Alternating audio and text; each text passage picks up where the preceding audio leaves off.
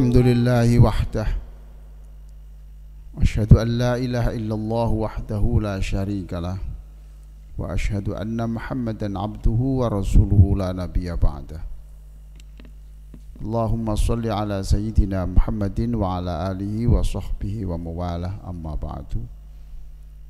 Faya ma'asyiral muslimin, usikum bitaqwallah. Faqala Allah ta'ala, ya ayyuhalladzina amanu taqullaha haqqa tuqatih wa la tamutunna illa wa antum muslimun.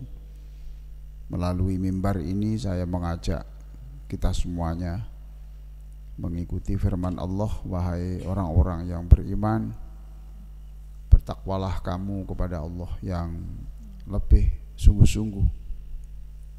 Hari ini harus lebih baik dari yang kemarin. Kita berjuang bahwa esok harus lebih baik dari yang sekarang. Bulan depan harus lebih baik lagi, tahun depan harus lebih baik lagi, 10 tahun yang ke depan harus lebih baik lagi. Dengan cara beragama seperti ini, maka kita bisa meninggalkan dunia ini dalam keadaan muslim yang terbaik. Saya doakan seluruh hadirin ini bisa wafat dalam keadaan dosa yang sudah diampuni dan pahala yang dilipat gandakan, sehingga wafat dalam keadaan husnul khotimah. Jamaah sekalian, Masjid Al-Barokah di Bank Jatim Syariah ini dalam 10 sampai 15 menit ke depan saya akan berbicara tentang kemerdekaan jiwa di tengah kemerdekaan bangsa. Kemerdekaan jiwa di tengah-tengah kemerdekaan bangsa. Kita bersyukur bahwa negara ini sudah merdeka selama 79 tahun. Ini saya kira nikmat Allah yang sangat besar. Kita dalam keadaan aman, tidak ada konflik, ekonomi kita ya tidak sampai terpuruk ya. Hal-hal seperti ini kadang-kadang tidak kita syukuri karena seperti hal-hal yang biasa. Dan orang Arab mengatakan, na'rifu qimatal milh khinama nafqatuh. Garam itu murah, tetapi orang itu baru tahu kalau garam itu penting ketika masak yang banyak dan kekurangan garam. Di tengah-tengah kebahagiaan kita seperti ini, kita bersyukur. Tetapi di saat kita bersyukur, kita harus melihat saudara-saudara kita yang masih hidup di dalam penjajahan yang terberat di bumi hari ini, yaitu di Palestina ya. Maka di saat kita bersyukur, kita juga memohon kepada Allah agar supaya bagaimana dengan caranya Allah sendiri, dari kekuatan Allah sendiri, nanti mudah-mudahan mereka bisa merdeka seperti kita semuanya. Amin. Kita tentu ingat bahwa negara pertama kali yang mengucapkan selamat atas kemerdekaan Indonesia adalah Palestina. Dan kita harus nanti membalas yang sama ketika mereka merdeka, dan kita berupaya untuk itu, dan kitalah orang pertama yang mengucapkan dan tasyakuran untuk kemerdekaan mereka. Di dalam Al-Quranul Karim ya, surah yang saya yakin bapak-bapak hafal semuanya itu surah An-Nasr, surat nomor 110. Anak-anak kita hafal semuanya ya, kita harus hafal. Allah berfirman, bismillahirrahmanirrahim, idza jaa nasrullahi wal fath. Jika pertolongan Allah itu sudah datang dan kemenangan itu sudah di tangan. Wa ra'aitan nasa yadkhuluna fi dinillahi afwaja. Dan engkau Muhammad menyaksikan orang berbondong-bondong, berduyun-duyun masuk Islam. Fasabbih bihamdi rabbik. Maka saat itulah kamu bertasbih kepada Allah. Wastaghfir, perbanyak istighfar. Innahu kana tawwaba, dan bertobatlah karena Allah Maha menerima taubat. Nah, ayat ini turun ketika Rasulullah berhasil atau menjelang keberhasilan membuka kota Makkah direbut kembali. Umar bin Khattab pernah mengajak sahabat yang paling pintar Al-Quran, namanya Ibnu Abbas. Ibnu Abbas ini sejak usia SD sudah pernah diajak Rasulullah dibonceng di untanya dan mengajarkan sesuatu yang sangat berat. Sangat berat. Isinya itu sangat tasawuf. Dan pesan Rasulullah kepada Ibnu Abbas ini diabadikan di Masjid Taif. Kalau kita semuanya nanti umroh atau haji ke Taif, di sana ada Masjid Ibnu Abbas. Di situ tuh pesan-pesan Nabi kepada Ibnu Abbas waktu usia SD itu ditulis di tembok-tembok itu. Ya. Mengapa Rasulullah menyampaikan sesuatu yang berat kepada anak seusia itu? Sebab Rasulullah tahu ini anak cerdas. Dan Rasulullah mendoakan orang ini, anak ini nanti ahli di bidang tafsir Al-Quran, dan memang betul ahli tafsir Al-Quran. Nah, Umar pernah mengajak Ibnu Abbas ini ke suatu tempat perkumpulan veteran perang Badar. Umar bertanya, apa kira-kira arti dari surat An-Nasr itu, idza jaa? Kebanyakan mereka menjawab, ini tandanya kejayaan, sudah di depan mata kejayaan Islam. Dan yang kedua, perintah kita bertasbih, tahmid, istighfar, taubat. Umar ganti bertanya kepada Ibnu Abbas, kalau menurut kamu bagaimana Ibnu Abbas? Ini masih muda sekali di antara tokoh-tokoh besar ini. Kalau saya, ayat ini menunjukkan bahwa usia Rasulullah sudah tidak lama lagi. Ajal Rasulullah sudah dekat. Mengapa begitu? Ya sudah, Makkah sudah dibebaskan, orang sudah berduyun-duyun masuk Islam, ya sudah. Gitu. Hadirin sekalian yang sangat saya muliakan, berdasarkan ayat ini, untuk mengisi kemerdekaan kita ini, yang harus kita lakukan adalah fasabbih, perbanyaklah membaca subhanallah, maha suci Allah. Bebaskan diri kita dari berburuk sangka kepada Allah. Bebaskan pikiran-pikiran kita bahwa Allah itu tidak adil. Bebaskan pikiran-pikiran kita bahwa Allah itu tidak mendengar doa kita. Bebaskan pikiran-pikiran kita bahwa Allah ini katanya cepat mengabulkan doa hambanya yang bersujud tetapi masih lama. Pokoknya bebaskan. Fasabbih itu sucikan Allah dari pikiran-pikiran yang jorok seperti itu. Bihamdi rabbika, dan baca alhamdulillah yang banyak. Alhamdulillah yang banyak. Maka kita ketika sujud, kita membaca rukuk sujud, subhana rabbiyal azimi wa bihamdi, subhanakallahumma rabbana wa bihamdika Allahumma ghfirli. Innahu, dan bacalah istighfar untuk introspeksi. Innahu kana tawwaba, sungguh Allah itu menerima taubat. Sekarang, apakah negara yang sudah merdeka ini lalu melahirkan manusia-manusia termasuk kita ini sudah berjiwa merdeka? Hadirin sekalian yang sangat saya muliakan, jiwa yang merdeka itu ditandai dari dua hal. Yang dua hal itu ditulis di dalam Al-Quran, surah Yunus ayat 62 dan 63.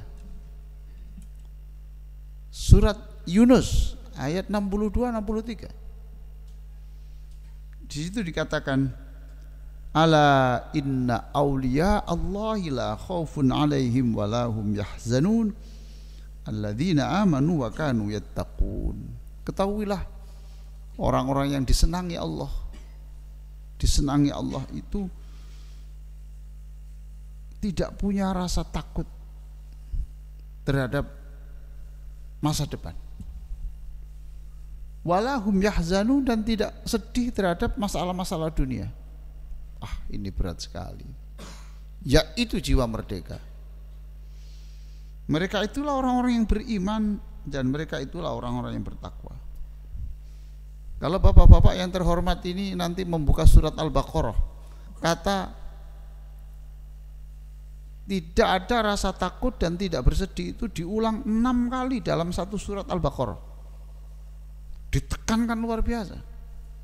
Ya, orang susah itu normal, orang takut itu ya normal, tapi dosisnya jangan berlebihan.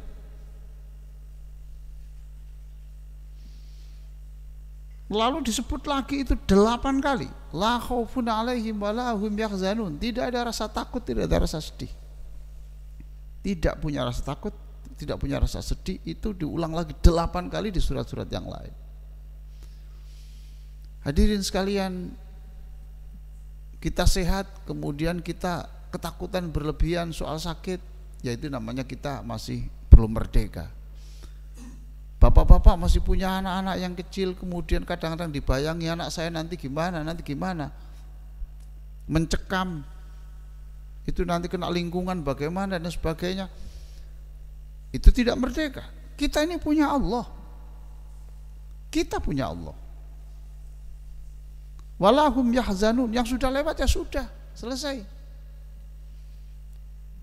Sampai Sayyidina Ali karramallahu wajhah mengatakan, siapa yang sedih berkepanjangan soal masa lalunya, orang itu pasti tidak siap untuk menghadapi kenyataan yang akan datang.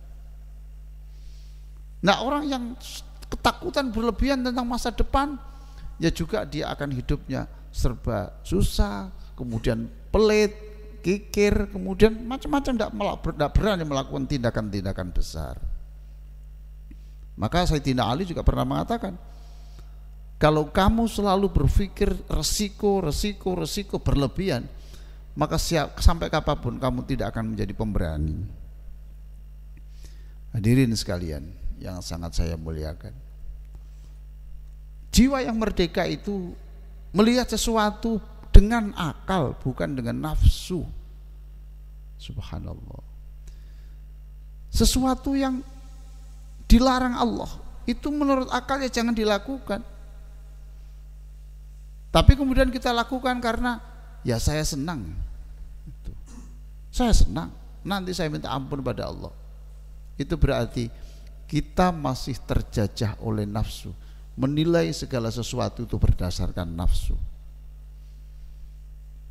Hadirin sekalian, kadang-kadang kita ini mensifati Allah ya sesuai dengan kepentingan kita.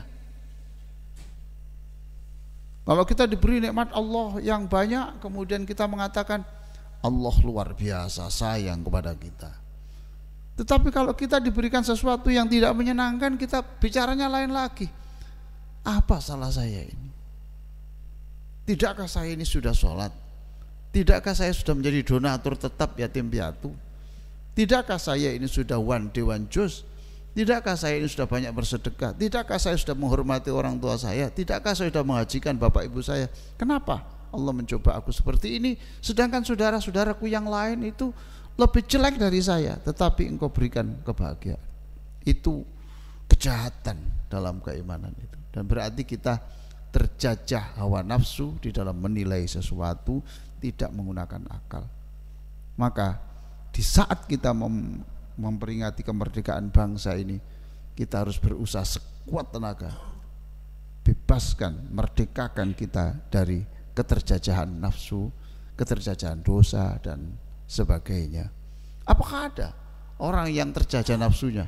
Ada. Bahkan tidak hanya terjajah, menjadikan hawa nafsunya itu sebagai Tuhannya. Ada ayat yang sudah dihafal oleh anak-anak bapak di SD itu, namanya surat Al-Jathiyah, ya. Afara'aita manittakhadha ilahahu hawa. Tahukah kamu orang yang menjadikan Tuhan hawa nafsunya, bukan Tuhannya. Hadirin, kita banyak melakukan sesuatu yang menurut akal kita tahu bahwa itu merugikan, tapi kita lakukan karena merasa senang. Jangan makan ini merusak kesehatan, tahu otak kita, tetapi nafsu berbicara, enggak apa-apa sedikit-sedikit, ini enak. Itu berarti kita menilai sesuatu bukan dengan akal tetapi dengan nafsu, dan saat itu kita sedang dalam keterjajahan nafsu kita. Mudah-mudahan khutbah ini bermanfaat untuk kita. Ini memang perjuangan berat, memerlukan energi besar, memerlukan waktu yang lama untuk menjadi orang yang la khaufun alaihim walahum yahzanun, tidak sedih berkepanjangan soal masa lalu, tidak takut berlebihan soal masa depan kita, masa depan anak kita. Kita punya Allah, dan Allah itu mengasihi kita. Yakinlah bahwa Allah Maha Kuasa merubah kita. Yakinlah bahwa Allah itu bisa menjadikan kita orang yang jauh lebih mulia, jauh lebih bahagia daripada sekarang dengan kun fayakun, sebagaimana kita ulang berkali-kali dalam surah Yasin pada ujung surat itu. Aqulu qouli hadza wa astaghfirullah li wa lakum wastaghfiruh innahu wal ghafurur rahim.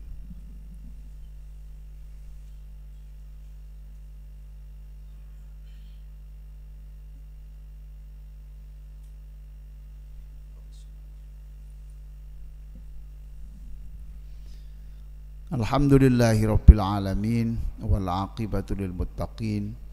Asyhadu an la ilaha illallah wahdahu la syarikalah al malikul haqqul mubin, wa asyhadu anna Muhammadan abduhu wa rasuluh shadiqul wa'dil amin. Allahumma shalli ala sayyidina Muhammadin wa ala alihi wa sahbihi ajma'in. Amma ba'du, fa ya ibadallah usikum bitaqwallah. Faqala Allah ta'ala ya ayyuhalladzina amanu taqullaha wa kunu ma'as shadiqin innallaha wa malaikatahu yusalluna 'alan nabi ya ayyuhalladzina amanu sallu 'alaihi wa sallimu taslima. Allahumma shalli 'ala sayyidina Muhammadin wa 'ala alihi wa sahbihi ajma'in. Allahumma ighfir lil muslimina wal muslimat wal mu'minina wal mu'minat al ahya'i minhum wal amwat. Allahumma la tada'alana dzamban illa ghafartah. Ya Allah, siapapun yang berdosa di antara yang mengamini dosa ini, doa ini, ya Allah, Engkau lah yang mengampuninya. Wala hamman illa farrajtah. Siapapun yang susah di antara kami atau di luar masjid ini, Engkau lah yang menghilangkan kesusahannya. Wala aiban illa satartah. Jika ada yang punya dosa masa lalu yang itu membuat malu kalau diketahui orang, Engkaulah yang menutup rapat-rapat dosa-dosa itu. Wala dainan illa qadaitah. Siapapun yang hidupnya susah karena terjepit hutang, Engkaulah yang akan memudahkan rezeki untuk membayarnya. Wala maitan illa rahimtah. Siapapun yang ditinggal wafat oleh orang-orang yang terkasihi, Engkaulah yang merahmati yang sudah wafat dan memberikan kesabaran untuk orang yang ditinggalkannya. Wala dhallan illa hadaitah. Siapapun di antara kami yang memiliki keluarga yang masih belum dekat kepadamu, ya Allah, Engkaulah yang mendekatkan ia kepadamu. Wala asiran illa yasartah. Apapun kesulitan kami dan keluarga kami, anak-anak kami, tempat pekerja kami, Engkaulah yang dapat memberikan kemudahan kepada kami. Wala amiran bil ma'ruf wa nahyan 'anil munkari illa wafaqtahu wa sadattah. Siapapun yang sedang bergerak, sedang berjuang untuk menyebarkan agama Allah dalam level manapun, Engkaulah yang menguatkan keimanannya dan Engkaulah yang membahagiakan hidupnya dunia dan akhiratnya. Wala ghillal lil ladzina amanu fi qulubina illa naza'tah. Jika ada di antara kami yang punya rasa kecewa, dendam, marah, sakit hati kepada sesama muslim, Engkaulah yang Maha Kuasa membantu kami untuk menghilangkannya. Rabbana atina fid dunya hasanah wa fil akhirati hasanah wa qina adzabannar. Ibadallah, innallaha ya'muru bil 'adli wal ihsan wa ita'i dzil qurba wa yanha 'anil fahsya'i wal munkari wal baghi ya'idzukum la'allakum tadhakkarun wa la dzikrullahi akbar.